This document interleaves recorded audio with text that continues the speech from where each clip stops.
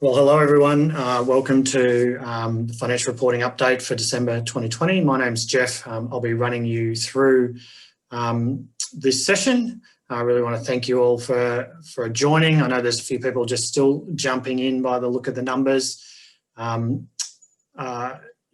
Just before we get started, I just really want to thank you all. And I've got to work with many of you over the last 6-9 months, and it's been a challenging time for everybody, and just really want to thank you all for your support and understanding as we've had to adapt and you've had to adapt. But moving on from that, really just want to, I know people will drop out at different times of the webinar, and that's fine.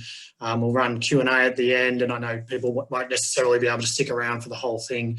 So just to kick off, really just want to wish you all a really Merry Christmas on behalf of the firm, and a safe Christmas more importantly, and a safe break, and hope you all get a good rest and some rejuvenation, and yeah, to certainly wish you all the best for the festive season, and I hope you're all blessed in that.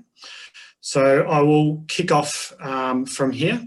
Again, thanks very much for your attending. The agenda for today is we'll talk about regulatory developments, so what ASIC, ACNC are up to, those sort of things. We'll look at the major changes in accounting standards coming, which primarily is around special purpose reporting. We're actually in a period of relatively stability for accounting standards, financial reporting outside of the regulatory changes and special purpose reporting.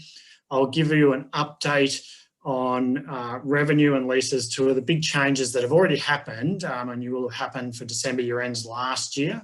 But I'll give you some of the feedback around that, as well as what's the ongoing obligations around there. And I'll talk to you about the impact of COVID on financial reporting and the other areas that the current environment has impacted you.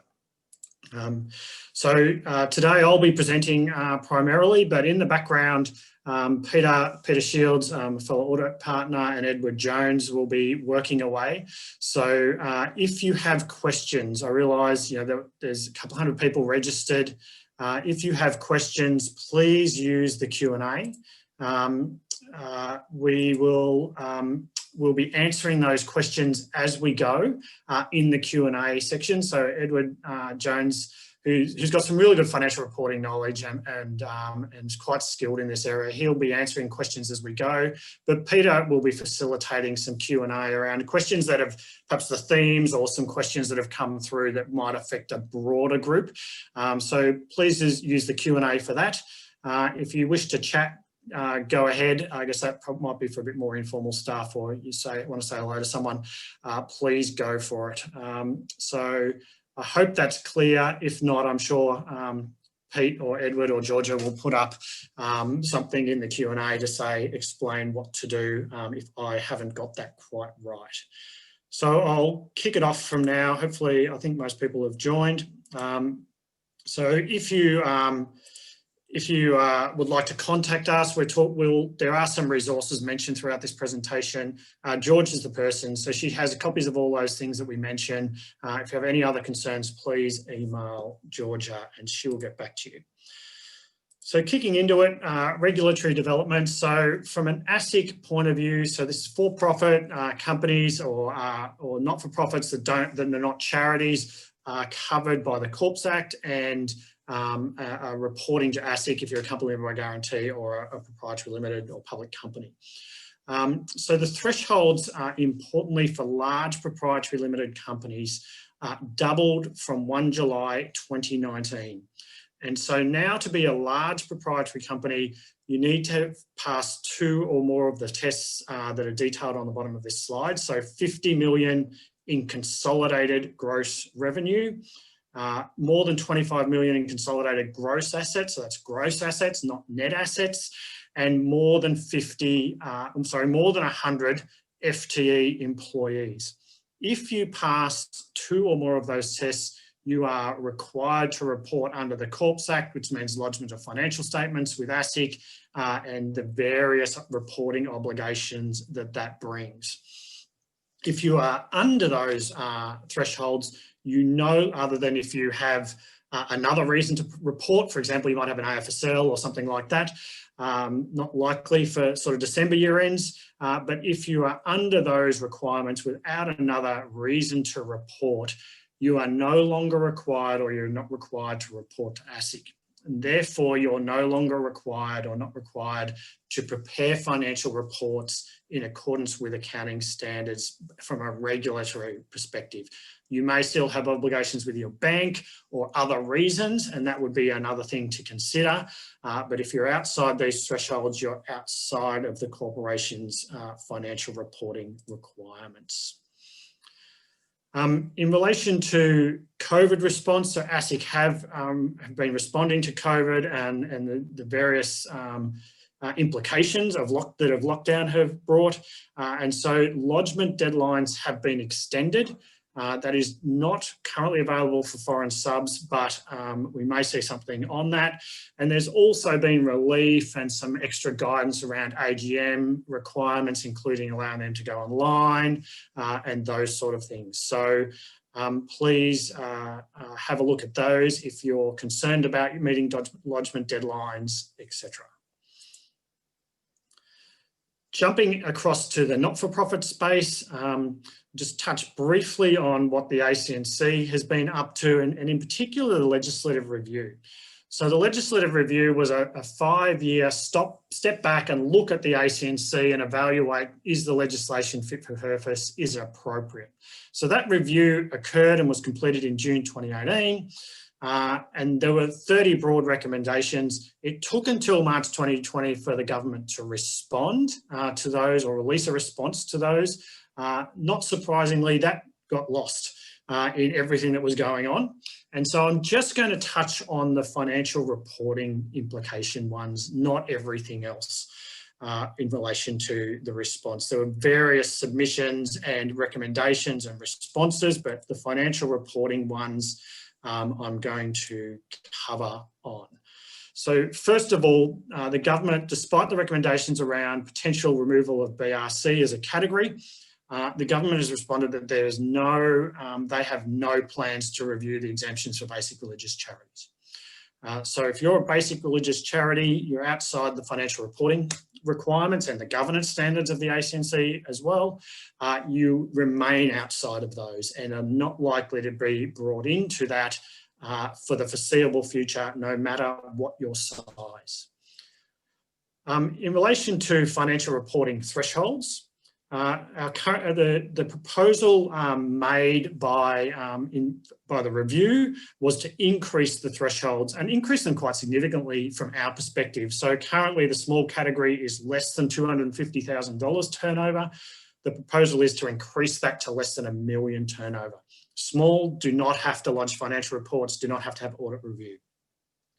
Medium categories were 250 to $1 million. The proposal is $1 million to $5 million, and large is greater than $5 million. So the government has responded that they support that recommendation around balancing red tape. However, it's unclear whether the government will, and indications from our discussions with the ACNC is quite likely that the thresholds will get changed, but perhaps not to their level or the height at which they were proposed as part of the legislative review.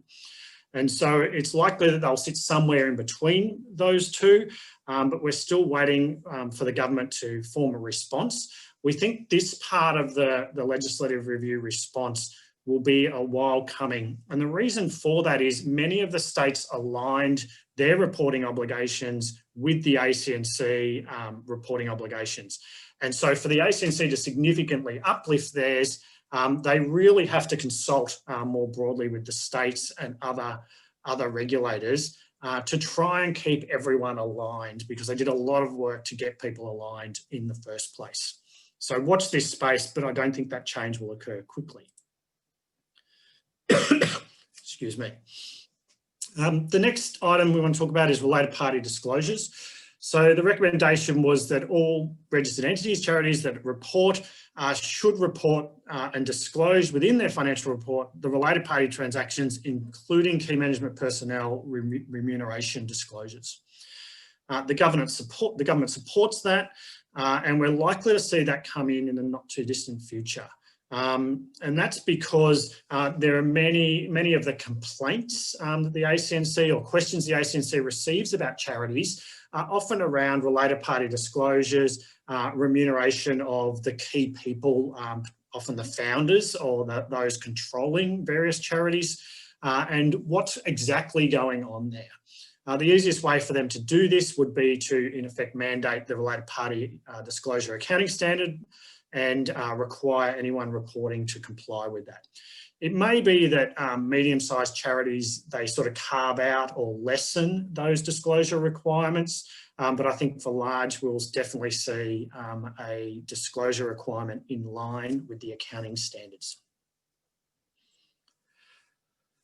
Skipping on from the legislative review, just a quick update. If you're an incorporated association, some of you will know, or many of you will know, that when the ACNC got introduced, transitional relief was provided to incorporated associations, allowing them time to, in effect, get up to speed with the ACNC. That then morphed into the ACNC was working hard behind the scenes to try and get the states to, in effect, remove duplicate reporting and just say, if you lodge with the ACNC and comply with them, you've complied with your state obligations also.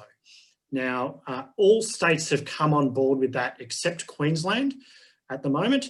And so, in effect, all incorporated associations other than for Queensland now have to comply with the ACNC reporting requirements. So that includes the minimum, there's some specified accounting standards that you need to comply with. And you also need to, if you're large, to have a registered company auditor, whereas many of the states didn't specify what that was. In relation to fundraising, we do note that there's been a number of fundraising reforms.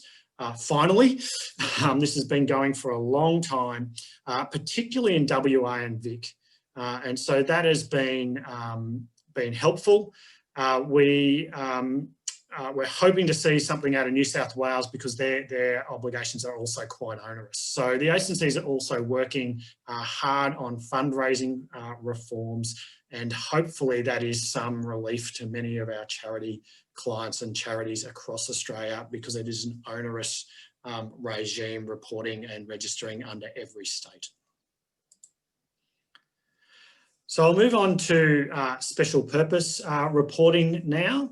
I hope that regulatory reporting information makes sense to you. So special purpose reporting within it is a bit of a unique thing to Australia. So as far as financial reporting frameworks go in Australia, we have our accounting standards come from international, so based on IFRS. We have a general purpose reporting framework, which is based on those IFRS standards, modified for not-for-profits, where you're either full general purpose, so full compliance with IFRS in effect, or what's called reduced disclosure. And many not-for-profits would be reduced disclosure. Many private companies who are doing general purpose would also do reduced disclosure accounts. And that primarily takes out some rather onerous and very extensive disclosures in particular areas, particularly around share-based payments, so employee share schemes, things like financial instruments and financial risk management and those sort of disclosures. You get relief from that for entities where it's probably not as relevant as a listed company, for example. Within the Australian framework, we also have what's called special purpose. And that is a framework which in effect says, look at who your users are and you determine what the appropriate accounting policies or accounting treatments are. This is, as I said, unique and something that in effect conceptually doesn't make a lot of sense, in that you think if you're required to lodge financial reports, particularly on the public record, they should be able to be compared to other entities like yourselves, and you'd expect treatments to be the same, or if you had the same transactions, you'd expect financial statements to be the same. Special purpose actually means that that is not always the case. Because of that, the AASB have really been having a look at special purpose. Their agenda is to remove special purpose reporting from the Australian framework, and they're part of the way through that process. So specifically, AASB 2020-2 removes special purpose for for-profit entities reporting under legislation, for example, or the most common would be the Corporations Act. So if you're a large proprietary company, a foreign-owned or unlisted public company that you lodge with ASIC, from 1 July 2021, special purpose will no longer be available to you. What does that mean? It means you must follow the accounting standard treatment for recognition and measurement, or we call it R&M at the bottom of this slide. What does that mean? It means you've got to follow the accounting rules in relation to recording your transactions and balances during the year and at year end. So no longer can you choose to do something else. It would also specifically where we would see this impacting is tax effect accounting, for example, would become, you would have to adopt that, where leases, the new leasing standard, also have to adopt that. So they're recognition measurement type standards. From a disclosure or other impacts is consolidation, and that is a really big one for some entities. So consolidation of any subsidiaries or controlled entities, not necessarily companies, you could control something else, and also related party disclosures.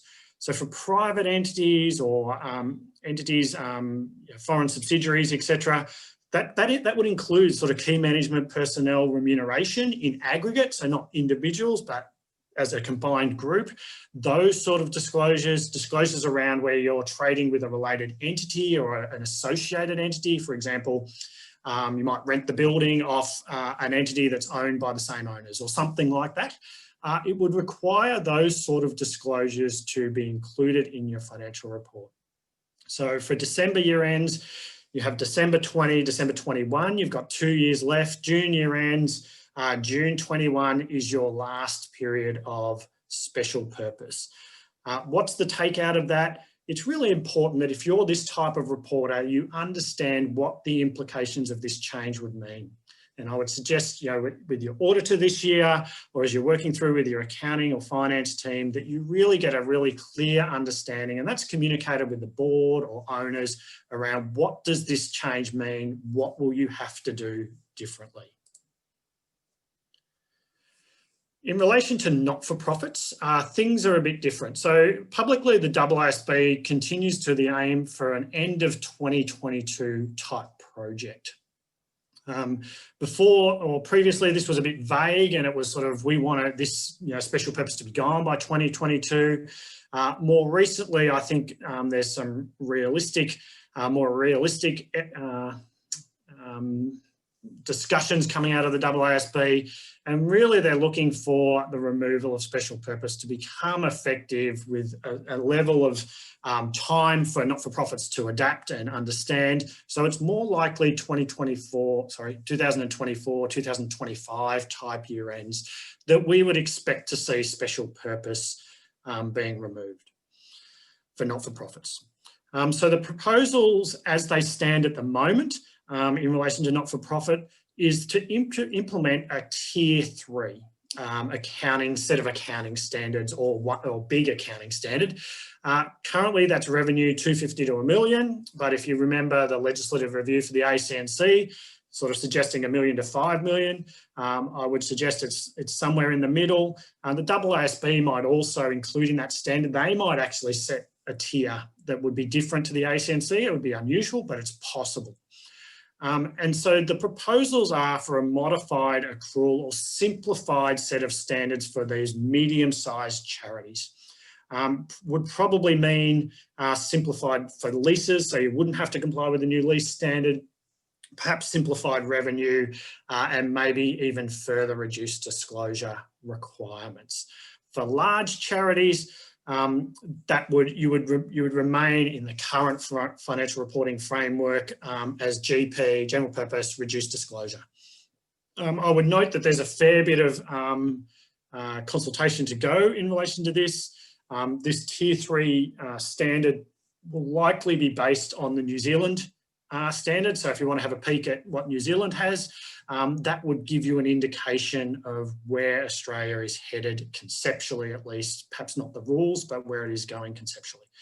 So as I said, there's a lot of consultation to occur. What does it mean? Again, it means the same as it meant for for-profits. Recognition and measurement would be required. So lease accounting, appropriately accounting or accounting for employee entitlements in accordance with the standard, definitely following the new revenue standard, etc.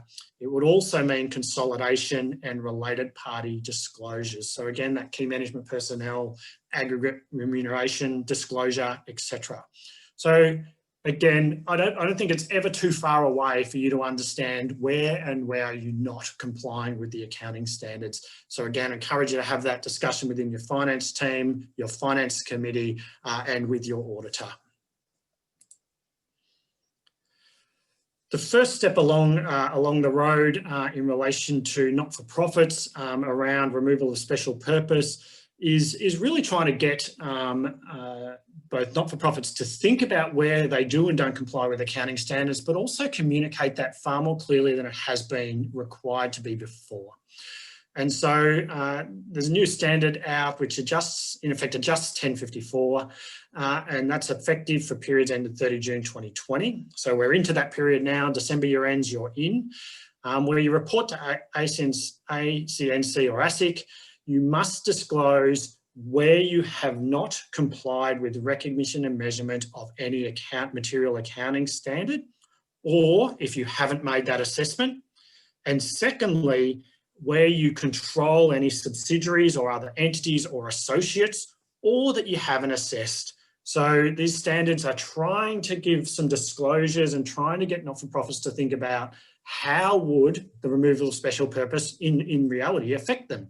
In that you identify what standards you haven't complied with from recognition and measurement perspective, but also what entities would you have to consolidate or equity account if when special purpose is removed, because you would need to comply with the consolidations and joint venture equity accounting standards. So that's a disclosure that's going to be required. Again, we're working with our clients around that at audit time to make sure those disclosures are appropriate. If there's some uncertainty, particularly around controlled entities, it's not particularly an easy area for not-for-profits. We're seeing many not-for-profits say they haven't assessed that or haven't formally assessed that as yet. And I think that's appropriate disclosure at this time. So what's the actions? Really it's to understand, is non-reporting, is special purpose still appropriate for you? And perhaps the board understanding their obligations, that's actually an annual assessment that should be made. Also, is it appropriate for you to prepare some sort of briefing paper where you start to consider these issues around compliance with accounting standards and who is or is not controlled, or what some of the considerations are in there. So that's something that we think should be on a finance committee type agenda over the coming, maybe over the audit season, if you're a December year end, or over the coming 6 to 12 months particularly, that these sort of issues are starting to be considered. I'll now move on to just to give you an update on accounting standards. So I'm particularly going to revisit 15 and 16, big changes last year for everyone. For profits, not for profits, it was for profits, it was a year earlier, but still causing significant amounts of issues coming out of these two standards. And in many cases, there's an ongoing requirement for consideration of these two standards. So I just want to speak to that a little bit more in depth. What you can take out of this is that because I'm going to talk to 15 and 16, usually at this point in time, I start talking about all these changes in accounting standards that are coming that you need to prepare for. So outside of special purpose, the changes are not very far progressed or a long way off. So there are some specific ones if you're in the insurance industry, those sort of things. So it's not like there's not changes in accounting standards, but for most organisations who I think would be represented on this this session, you're in a period of what's about to be relatively stable or relative stability. So that means minimal changes to your financial reporting template, minimal changes to how you account for your transactions and balances at year end.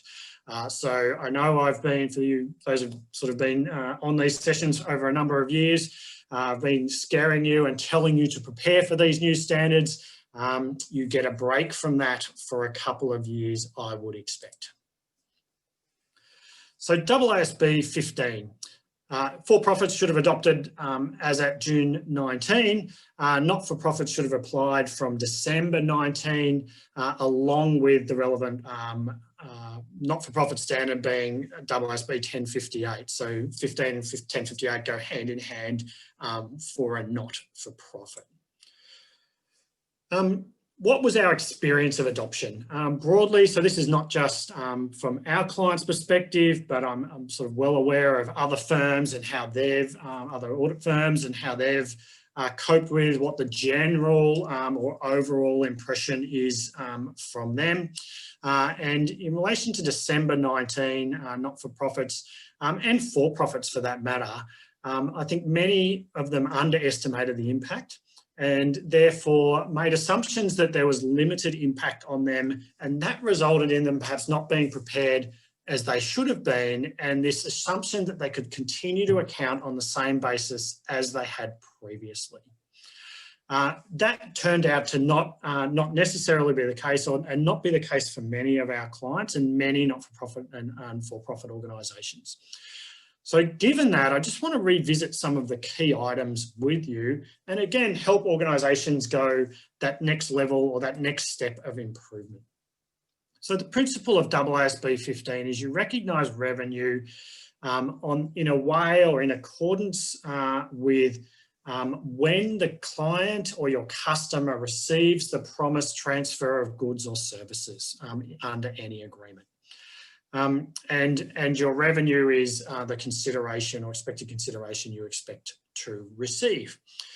So that principle in effect turned it a little bit on its head in that if you read it carefully, you'll note that it's actually far more about when the customer receives goods, services, benefits, as opposed to a rule around what do I have to do as an organisation to get over the line or get over a threshold for revenue recognition. So it turned it to a customer-based perspective, and that had some interesting implications. The AASB spells out a 5-step model. I'm sure many of you have seen this. The ones with the stars are the ones where really the issues, if you like, or the underestimation of impact occurred. So I'll talk a little bit about performance obligations and then how you recognise revenue as you satisfy those obligations. So a performance obligation is a promise within an agreement or a contract where the customer benefits. So the customer, what is the benefit a customer gets from that good or service? And that benefit has to be on its own or with what's called readily available. And that good or service must be separately identifiable from other goods or services in a contract. If it's not separately identifiable, you group them together and it forms a single performance obligation or a grouped performance obligation. So where they're inherently linked, you don't have to pull the contract apart and have a whole series of performance obligations that you then have to work out how do I recognise revenue for each of them. Where they're inherently linked together, you would group the performance obligations together and then work out how to recognise revenue. The key issue for many of particularly our not-for-profit clients, has been around when do I transfer or when does control transfer to the customer or beneficiary? Now, why is it for many of the not-for-profits? It's really because of the basis of what they're doing and the way they're funded, often through grant funding. If you think from a for-profit perspective, this chart is exactly the same and still relevant, except if you're selling goods, as you transfer title of those goods, that's when you'd recognise revenue. It's quite simple. If you're selling services, often there's a service provided, and then you invoice for payment. However, if it's a service that's provided over a longer period of time, this chart is equally valid for a for-profit or not-for-profit.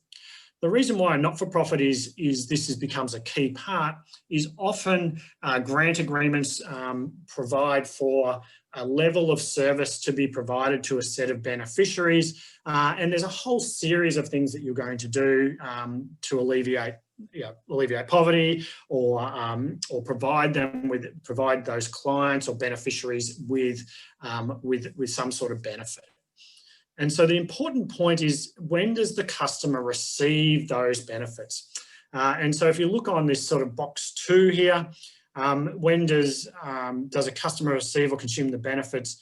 Over time, as the entity performs it, you end up in this control transferred over time. And that means you get to recognise revenue over a period of time, and we'll talk about on what basis you might do that in a moment. If you don't meet any of the requirements within this, as you work your way down the left-hand side, what that means is control is transferred at a point in time. And that point in time would typically be at the end. And so we also have had a number of clients where we've looked at their agreements, and examples of this have often been more around where they're preparing. I've had some clients that are preparing some, in effect, courses that other organisations will pick up and run. And it's really the transfer of that complete course material, or all the results of some research or something like that gets transferred over, and they were paid to do that.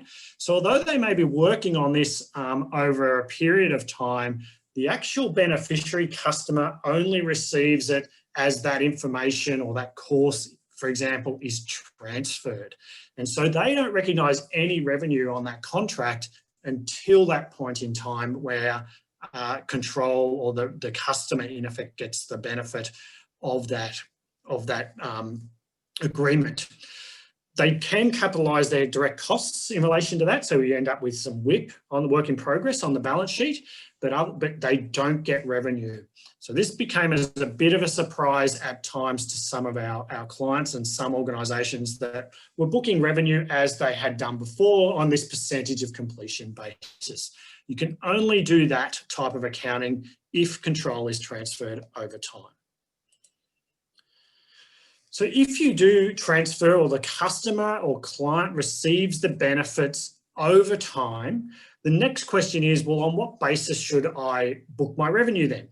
And really it's a basis that reflects the customer or beneficiaries receiving the benefit.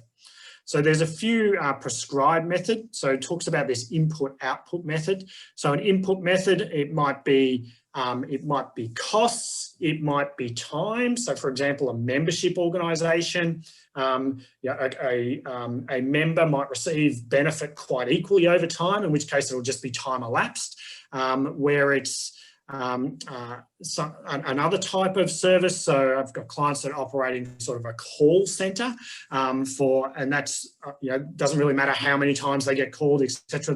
They have that open 24/7 call centre. Perhaps time is just appropriate for them. For others, it's costs. For others, it's actually better to align with an output method. So that might be where you have direct number or amount of services to be provided. So that might be some sort of number of sessions, number of training sessions, an actual series of activities or outcomes that you need to achieve. It may be more appropriate just to divide the revenue under a contract by the number of activities you need to perform, and recognise revenue on that basis rather than on a cost basis. So either of those two methods are available, and this is an accounting policy choice that you need to make. So you're required to set that at the beginning of an agreement and then recognise revenue on that basis. Again, we saw many organisations sort of continue with this, I'm going to use cost incurred. And in a number of grant agreements and other types of revenue streams, that makes perfect sense. In some, I don't think it was necessarily the best. And as we looked at it, there are actually better ways to align revenue.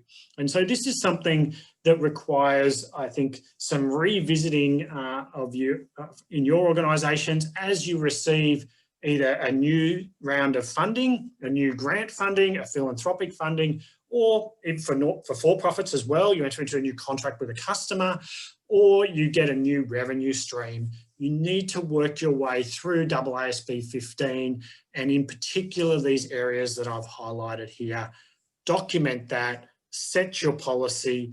If you've got concerns, you can reach out to us, your auditor, etc. Make sure you comply with the standard, and therefore you can have confidence around your reporting as you move through the period, your management reporting, etc. There's also a number of significant disclosures. Your documentation around the things I've just mentioned actually, in effect, completes those disclosures. So those disclosures are easily then put into the financial report and easily explained to users if you do that background work. So the key actions, these are standard actions for both when the standard first became effective, but also they're really ongoing. So you do need a systematic approach to work your way through your contracts and your revenue streams. We have a template to help you do that if you like it. Please email us, email Georgia, and we'll provide that to you. But it really is a systematic way to work through those 5 steps. You might be able to use another model, a template you develop yourself. That's fine. It's just the actual that you put your thought into it and then apply those conclusions or those decisions to your accounting treatment. So it's not a document that you can complete, put it in a drawer and continue to account for your revenue as before. You need to then apply that to your accounting transactions. I guess one of the practical outcomes we've seen is it's resulted often in the finance areas having to become far more familiar and get a far better understanding of the operational side of an organisation. So that might be program delivery, program management. So the accounting function understands, well, and gets the information to understand how many of these activities have I delivered? What have we done? And in a COVID environment, it's been also raised some issues in that some of our clients or organisations have chosen to continue on using cost or expenses as the method for applying revenue. And then they've got to the end of the year, and at that point they've realised that because of COVID, for example, they actually haven't been able to deliver all their activities. So they've booked all their revenue, they've continued to incur expenses, but now they've got this issue around, well, have I actually done everything I needed to do under the agreement? And that's caused some problems around revenue recognition and discussions with government departments, funders, and customers, etc. So that's a bit what the contract register, we would say, look like. It just, in effect, works your way through the 5-step model of revenue. The one, if you want ours, it's more, it's broken down further, more sophisticated than that. But here's the type of thing that we'd be looking for. So just to pick up on that point around contract modifications waivers, we've seen many government departments and organisations being able to actually have less, have had waivers of their requirements. So they couldn't meet the number of activities, the number of outcomes they would normally be able to or required to under a grant. And the government department, the funder, the customer has waived some of those. That causes some interesting issues. You must then reconsider what that waiver of obligations does around your requirements. If the department or if the funder just waives all obligations in effect, so you no longer have specific performance obligations under those agreements, that then becomes revenue on receipt. So there's some really interesting accounting outcomes around those waivers. So I would suggest if you're in that scenario with those types of funding, seek confirmation from your funder of the waiver and what that what the actual facts are around that. And particularly where you've got a multi-year agreement. Is that just for this period? Is that ongoing? Because that can be quite significant if that's uncertain at year end, and in effect can cause delays to the financial reporting as that gets clarified. So actions to take, those amendments, waivers, consider that impact within the 5-step model, seek confirmation. In relation to, from a governance point of view, we have many clients, and I know that there's a number of organisations where we suggested some improvements to the process they went through last time. Has that been addressed? Have they been considered? Should that go to a finance committee, be reviewed by a board, etc.? And have you documented that accounting policy choice, particularly where you recognise revenue over time? And should that be signed off by the finance committee? Our view is that is better practice, that you're communicating as a finance team, or if you're on a finance committee board, that you're being communicated with around those choices. I'll now jump to lease accounting. So lease accounting, it does require an annual assessment, and I'll go through that. So our experience again from leases was that this was probably not well prepared, not particularly well understood, and there was an underestimated impact. I would note that because of special purpose and perhaps that mid-tier coming in, that a number of entities who are reporting on a special purpose basis did not adopt lease accounting, and that is fine. And in fact, we'd probably recommend that. Where you may not be large in future, or you're not large now, or you're not large in future. We understand that you may want to wait and work out, well, what is my framework going forward? Because we don't particularly like this standard, and that is the broad view of the sector, to be honest, that they don't really like AASB 16, and I sympathise with you. I have similar feelings, but if you're large, special purpose, you'll be in AASB 16 at some point, then think about, well, when is the most appropriate time to adopt if you did not adopt last time? So the principle is you bring what were historically operating leases, including property leases, onto the balance sheet, treat them like they were a finance lease.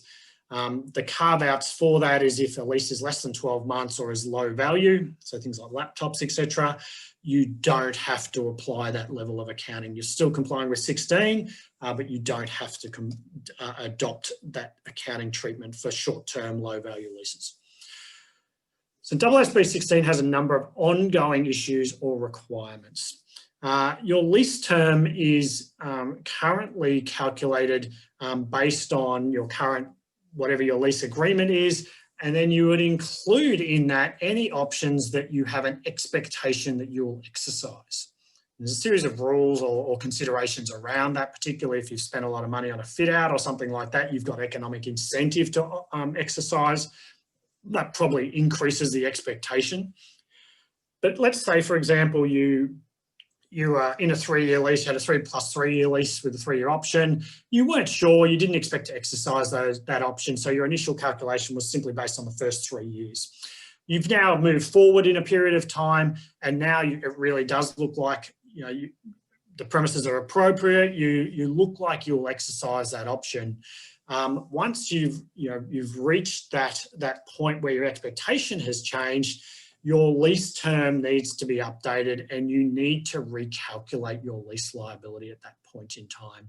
That will also include the new discount rate, notional interest rate, incremental borrowing rate, whatever you want to call that. And there's a new rate will be applied because there's a new term. So even with existing leases that you've booked last year, for example, that retest, what was your expectation with options? Is it still the same if it's not recalculation required? Similarly, if your leases have CPI on them, once your CPI uplifts, I think they're all still uplifts at the moment, come through, you recalculate at that point in time as well. If you've got a fixed increase, for example, you know that at the beginning of the lease, so you can do one calculation and in effect leave it. But if you've got CPI or other types of increases, you need to recalculate. And just as a little bit more technical item, IFRIC, which is an International Interpretations Committee, There's been some differences of views around how do you account where the lessor has the option to either terminate the lease or has options as well as the lessee. And IFRIC confirmed that you ignore that lessor option in your calculations. So it really becomes a calculation based on the lessee expectation. In the current period, we've also seen issues of rent relief.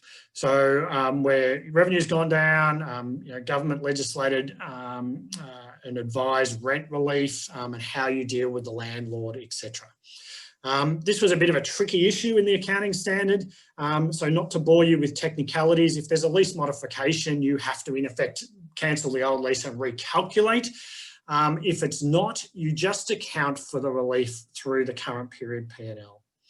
Where you have simply received a rent-free period or a reduction in your rent that is for a particular period because of COVID lockdown, etc., there's been decision made that that is not a lease modification, and therefore you just account for the rent relief in the current period via the P&L. To put that simply, if you think about your lease liability booked as liabilities on your balance sheet, you're not paying payments and therefore inherently it's not being reduced by the payments you'll make, but you get rent relief. If you look at the end of the year, your lease liability is simply the future payments you need to make discounted back. Therefore, there's an adjustment to make that, in effect, force that liability to the right balance. So typically debit the lease liability, credit P&L. So you get this credit to the P&L for rent relief, which will in effect offset to an extent your amortization of your leased asset. And so the net impact on your P&L will be in effect the rent relief provided. So that's how that works. Do you need a model? So we understand some of these calculations get quite tricky. So our business advisory area has developed a model. In some of our audit clients, we won't be able to give it to you, or you won't be able to use it from an independence perspective. However, we're open to have that conversation with you around whether or not we can provide it. It's sophisticated, so we either provide it for a fee with training and support, or we can manage your leases for you for some sort of ongoing fee within our business advisory area. So if you're not an audit client and you're looking for that type of service, we think we have a really good solution for you. I've nearly finished, so we'll get to Q&A in the not too distant future. I just want to touch on what are some of the issues in financial reporting as a result of COVID lockdowns, etc. So quickly, just to talk about government incentives. In the current period, it's a bit simpler than the June year ends, which were straddling all these things. So cash flow boost will be fully recognised if your December year end in the year, and there's no ability to offset in the P&L. So cash flow boost is income for both for-profits and not-for-profits, and you recognise when the credit is received. For JobKeeper, again, for not-for-profits, JobKeeper is income. You don't have the ability to offset against wages expense within the profit and loss of your annual or statutory financial report. What you do for management reporting, entirely up to you. For-profits actually do have that option to offset, and they have an accounting policy choice around that. So if you're scratching your head as to why is that, it's because there's a specific for-profit standard for government grants, and that allows that offsetting to occur. There's no such ability within the not-for-profit revenue standards being 15 and 1058. So you recognise JobKeeper when you pay the eligible wage. So if you're into JobKeeper 2, continue to receive JobKeeper subsidy, when you pay your December wages, or as you pay your December wages, you would accrue the relevant income / offset against wages JobKeeper income within the December year end. COVID also brings about a number of other reporting issues. So ASIC have named some of these in their focus areas, which is really targeted at public companies, etc. But it's good to know. It's certainly something that we think requires consideration if they're relevant to you, and certainly something that auditors will be looking at, again, if you have these types of risks or issues within your financial report. So the first one is because of COVID, obviously impacts on cash flows, impacts on profitability. It increases or can impact the likelihood of impairment of goodwill and other intangibles. And so where you're not, clearly not impaired, the relevant calculations of discounted cash flows to support goodwill and intangible balances will be required. It will also likely impact on your terminal value, which is, again, a calculation at the end of your discounted cash flow. For financial instruments, you'll be aware that impairment of financial instruments occurs when there's an increase in credit risk. It's not just then when perhaps a debtor goes bad or something's clearly bad. It does look at probabilities and likelihoods, and that the trigger for that is where there's a heightened credit risk. I think for COVID has across the board increased credit risks. There are organisations that are clearly impacted by COVID. Profitability has impacted individuals with an economy in recession, or certainly higher levels of unemployment, etc. If that's your customers, there's an increased credit risk. And therefore, you will need to reassess and perhaps increase your doubtful debts or other types of financial asset provisions with that increased credit risk in mind. I already talked about relief and discounts for leases, so I won't go there. Again, if you have other assets at fair value, those fair values may have been impacted because of the current economic environment. Likewise, that could be up or down, by the way. Likewise, if you've prepaid or you've got other types of assets where you haven't been able to utilise them because of COVID, the question is, can you still utilise them? So this is particularly if you're running conferences and those sort of things. Have you got a legitimate credit that you're going to utilise? Do you have an asset or not, or have you in effect lost it? And therefore they would be expenses. So they're the types of assets or impacts that we're seeing from a particular account transaction balance perspective.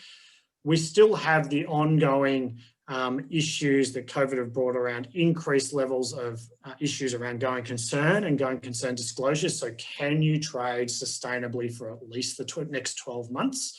And also subsequent event disclosures. So at the moment, we're looking okay. Certainly for last December and June, we had many subsequent event disclosures highlighting to readers the uncertainty around subsequent events and particularly around COVID. So they may or may not be required depending on what happens from here, both in Australia with vaccines, etc. But as things change, subsequent events need to be updated. And that's a disclosure of how it's impacted your organisation, both operationally and then the financial impact of that. And if the future financial impacts are known, we recommend or the standard would be required disclosure around that. So again, if you have if any of those issues or resources that you have questions over, please contact Georgia. Otherwise, what I will do now, I'll unshare my screen and then I'll flick over to Peter. If you have questions, please put them in the Q&A. Hopefully, I'm not sure if there's some now, but I'll pass to Peter and we'll try and work our way through any questions that you've had. G'day. Thank you, Jeff. Thanks for that presentation. As always, very insightful and helpful. Yeah, while we've been speaking, we've been answering as many questions as we can, but we will summarise a few of them and I'll put them to you. But before we do that, again, if I can just, again, thank you everyone for attending. Remind you that we're always available to help if we can. If you've got questions, always happy to speak to you outside this formal process.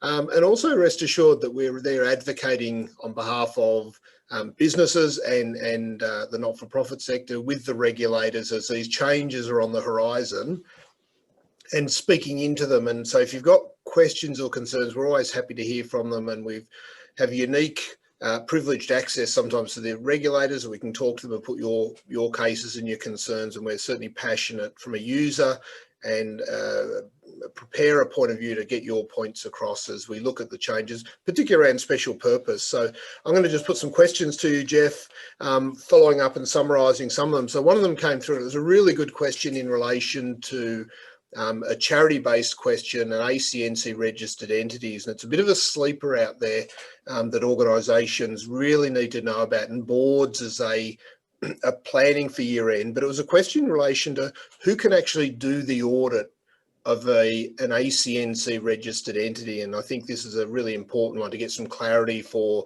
preparers, users, and boards as they consider who their auditors should and can be. Sure. So that might have harked back to that transitional relief. So putting aside incorporated associations in Queensland, if you're a large entity, you're required to be audited, and your auditor must be a registered company auditor. If you're uncertain, you can ask them, but you can also actually just look up the ASIC register. So you can search for registered company auditors at ASIC, and you work your way through the ASIC website a little bit, and then just search for their name, and you'll see who is and is not a registered company auditor. So if you're uncertain around that. And my understanding is, and Pete will correct me if I'm wrong, but for medium-sized entities, you have a choice around audit or review. But if you choose audit, my understanding is that you need to, again, choose a registered company auditor to perform that. That's correct. So if you are a medium-sized charity and nominate to have an audit, or often your constitution will require you to have an audit, if that is what is lodged with the ACNC, then the way the legislation works is that you're required to have a registered company auditor do that audit work. And as many of you be aware, if you're changing auditor, if you're needing to do that and have to ensure you comply, and remember that's a governance obligation, there is a time frame and a process to do that, and it might take a little bit of lead time. But certainly one of the take-homes would be, and I think it's probably appropriate for every entity to understand the registration status of your auditor, and have a look at that and consider what your obligations are. But we're coming out of this transitional period where you were able to comply with the requirements as an incorporated association, as long as you met their obligations, the ACNs who were accepting it. But we're moving out of that phase now where you will be required to comply. So great question, and I'm sure that will affect many of the organisations on the Zoom call today. One of the other ones that's come up, Jeff, so you've talked about sort of revenue recognition, and one of the questions that's come up quite often is in relation to ACNC, again, registered charities, and we mentioned basic religious charities. And one of the criteria for basic religious charities is that you don't have income in the current year or the past year that is greater than $100,000, or you don't qualify. And as the users be aware, that if you're a basic religious charity registered with the ACNC, you don't have to lodge financial information on their website. So now that they're getting grants of $100,000, possibly under JobKeeper, do you want to just comment on what impact that has? Yeah, so thanks for the question, and we had a couple of those questions from charities or preparers during the year, and we pursued the ACNC to a little bit on this one, and they have confirmed that, and it is up on their website quite recently, that they don't consider JobKeeper or Cashflow Boost as they work their way back through certain legislation, that JobKeeper and Cashflow Boost is not considered a government grant for basic religious charity calculation purposes. So you would exclude JobKeeper and Cashflow Boost from those calculations, and therefore you would stay with the previous, in effect, your previous position, so which is if you don't have any government grants greater than $100,000, and you meet the other requirements of basic religious charity, then you remain a basic religious charity. So if you're checking that, you're uncertain, exclude Cashflow Boost and JobKeeper. Yeah, great. Thanks for that clarification, Jeff. And again, I'd just point out from a governance point of view, it's really important that organisations understand their reporting status. And so if you are a basic religious charity or claiming that, then I think it's worth every year just reaffirming that as part of your minutes from a board point of view, that it's not just something that's assumed, that you reaffirm that every year and record that in the minutes, because at the moment it's a privileged status with reduced reporting obligations, but it is important that you are considering all the criteria, the related entities and the involvement you have to ensure you do meet that criteria. We'll just wait on a few more questions. There's one more popped up, but I'll just go to the other ones I was taking a note of. From the point of view of special purpose, so we've talked about this for a number of years. We're getting some greater clarification. We know that the Accounting Standard Board are working on it at the moment and have put out for limited distribution a draft timetable that sort of points to a fair bit of action in the next 12 months in relation to exploring it. In this transition period, Jeff, and I know you speak to a lot of organisations and formally on governance and financial governance, if an entity is a special purpose reporter, what recommendations would you give for the boards? And often boards are coming, or board members are coming on to the board and may not know the background or the experience. What would you recommend for a board as part of their annual reporting process to consider and minute in relation to forming the opinion that they are a special purpose or a non-reporting entity? Yeah. So it is the board and directors or equivalent of it is your responsibility, but under any, be it the Corps Act, ACNC Act, to ensure you've met your financial reporting obligations. Part of that. So if you believe your special purpose, actually ensuring nothing's changed in that regard, or on what basis your special purpose, we think is something worth revisiting periodically and probably annually, just make it a part of the financial reporting process.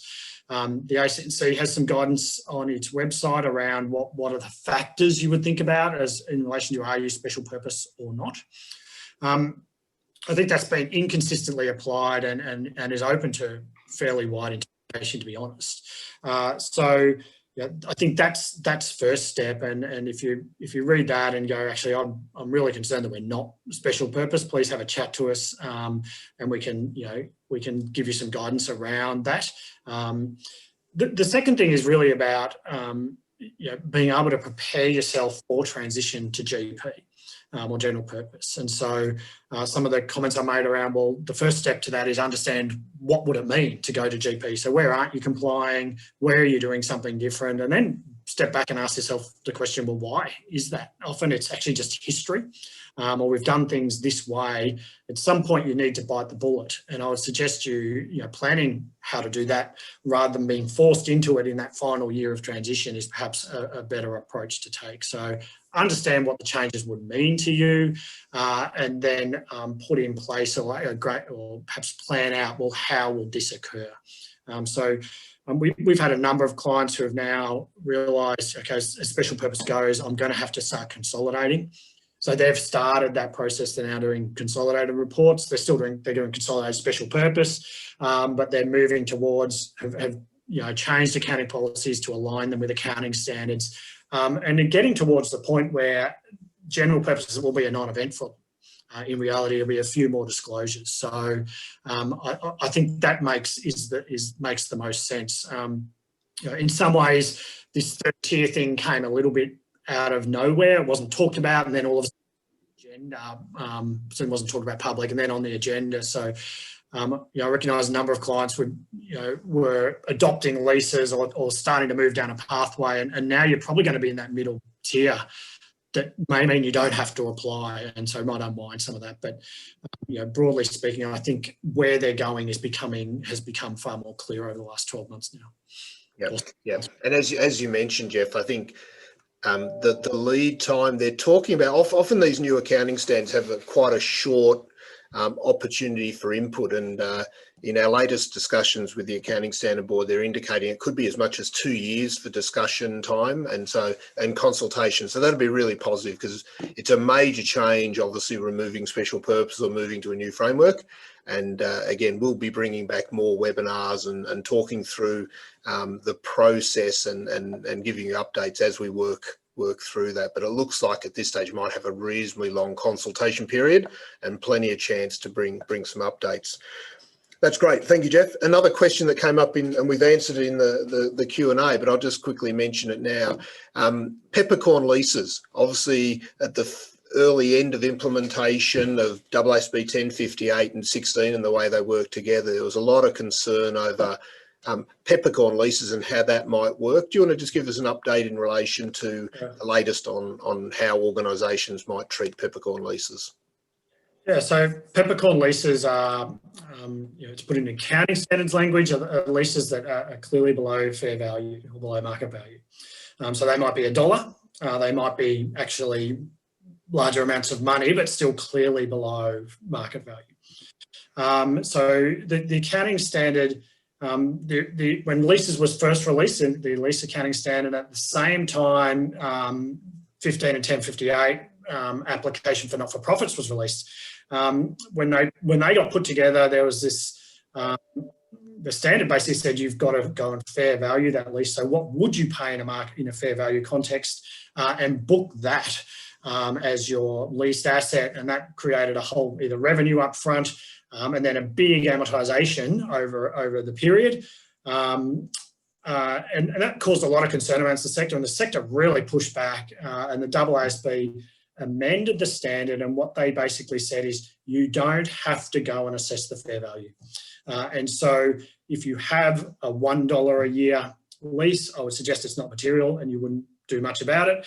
So materiality still applies for leases. If you have a lease that's below market value, you would just treat it as though it is the market value, and you do your lease calculation the same as you would any other entity. So you're still within the lease standard, but you don't have the fair value requirement. So it takes away this answer, which perhaps many people thought was non-commercial or nonsensical, around having this massive depreciation or massive asset on the balance sheet when they never paid for it and they don't have to pay for it ongoing. So that's how it gets treated. So you simply pick up the value that you're paying and do your lease calculation normally. If it's really small, again, you wouldn't bother on materiality grounds. Great, thanks, Jeff. Now, I've just got another one, and I'm sure people will be starting to drop off, so I'm just going to pick it up. In the slides, Georgia's contact details are incorrect, so it is georgia@saywood-dawson, spelt correctly, .com.au. We will be sending around the slide, so you'll be able to pick it up there, but the Dawson has just got a little typo apparently in, so just if you are trying to contact her, use the right address, but we will make sure that's correct when we send the slides out, so that you've got those details. One of the other things, and Jess mentioned a few templates, so if you like any of our templates, you're welcome to them. Just send us a message and we'll be able to help you with that. Templates, standard sort of way of ordering things is really important. It'll help the organisation, it'll help your auditor understand what you're trying to do. So let us know if you need any of those templates. There's another question just popped up, and it's a good one. I think it'll come up a couple of times, and I'll just have a go at answering it, and give Jeff a break, and then he can help me out if I'm sort of not covering everything. But one of the questions is in relation to filling out, again, another charity question, your ACNC annual information statement. It has a question in relation to the outcome of your AGM, and your annual information statement is due by the end of, for June year ends by the end of January. And the question is, if our AGM has been put off till post that period, how do we answer that question? At this stage, I would say that under the ACNC, there's no requirement for you to have an AGM. It just pushes you back to your own constituent document. And if you've got a formal extension under another regulator, I'd simply try and answer that the AGM has been delayed. So I don't think there'd be any further requirement. It's really just trying to capture that information as a general piece of information. It's actually not a specified requirement under the ACNC. The ACNC push you back to your own rules in relation to how you conduct an ACNC, but certainly from an ASIC point of view, an ACNC point of view, they're trying, and Consumer Affairs Victoria and other states, most of them are trying to be really flexible in enabling you to effectively communicate with your members, but deal with obviously some of the restrictions that have been going on or have been eased. So hopefully that answers the question. Now, I think we've just got a couple more here. Another one on the basic religious charities. Let me have a look at this.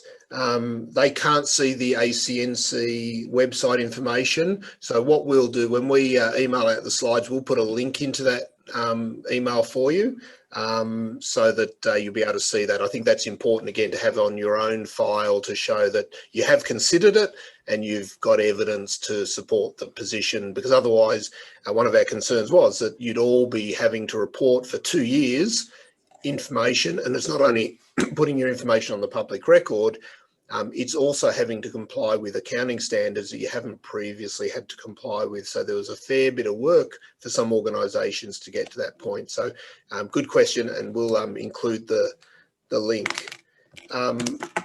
Another question here. Why wouldn't the peppercorn lease situation first give rise to a donated assets situation, for instance, and then the AASB 16 principles apply? So I think you've effectively answered that, Jeff, in talking through the interaction between AASB 1058 and 16. But we'll take that one online. It's from Peter, and we'll try and answer that a bit more clearly if there's further information you need. We've only got a few minutes left, Jeff. I thought I'd just try and round out with a question, and you've covered a lot of it in relation to COVID. We're expecting to see a long tail with COVID organisations, particularly as JobKeeper finishes and things like that. So again, from a financial governance point of view, are there any sort of tips and recommendations that you've got for boards, and doesn't matter whether it's for-profit or not-for-profit, in the things that they should be focusing on and paying a little bit more attention to, particularly as we go from this transition where a lot of organisations have been getting a lot of government support, to sort of weaning themselves off that and trying to recalibrate with the new, particularly in the area of financial governance and board reporting and things like that? Sure. In some ways, it depends on your position and in effect your reserves. Where you perhaps don't have significant reserves or you're worried about not using them, it really comes down to that cash flow, understanding the cash flow and having a reasonable assessment of your future revenue streams and your future cash inflows. We're starting to see probably the impact of the economic reality a lot more in our clients. Up until June, the reality was donor-based clients, member-based clients, we actually didn't see a lot of drop-off in those ones. And some of them actually did really well in their June campaigns, to be honest. Actually had a really good year. But subsequent, that we're starting to see that drop off. And so, and also as, so the economic realities happen. If you're an organisation that relies on some sort of attendance and those sort of things, does that come back? How much does that come back is a really interesting question. And we just don't know the answers to those things. You may be able to look into state around some of those, but I think Victoria's had a longer period of that. So understanding those cash flows, I wouldn't be necessarily overly optimistic in that it'll just jump back to where it was before. I think you've got to be mindful of there's various scenarios could be at play. Understand, well, what are the triggers for when you actually have to look at the cost side relatively quickly. So it's really that management accounting from a finance perspective, that are you getting accurate, timely management reporting, and do they have a forward-looking focus in them as well?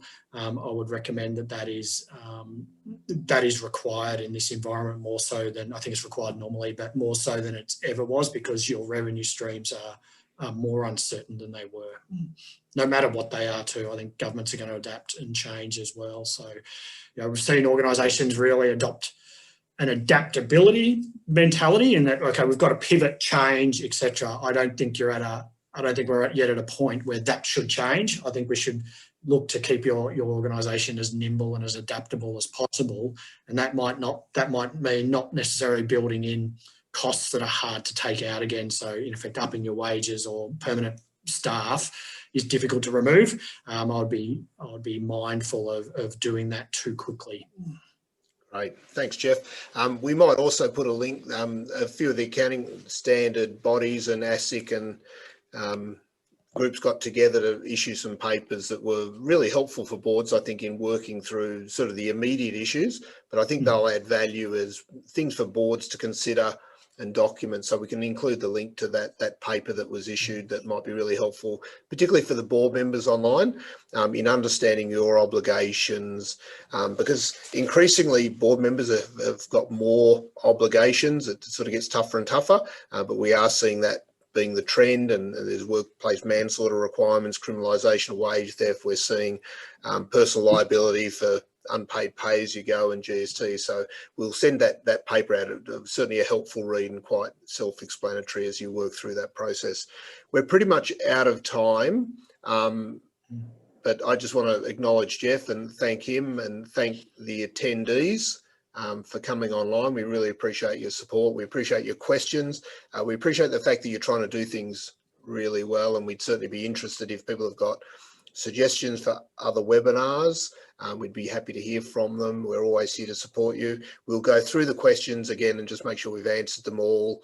We'll be sending out the slides and the information and any of the links, and then you've got our email contact details. So thank you, Jeff. Over to you. Did you want to close out?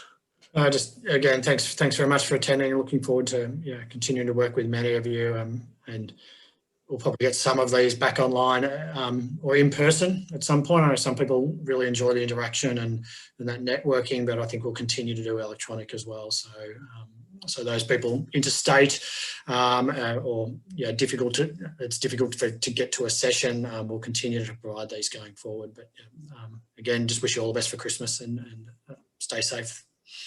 Good on you. Thank you, everyone. Well done. See you later.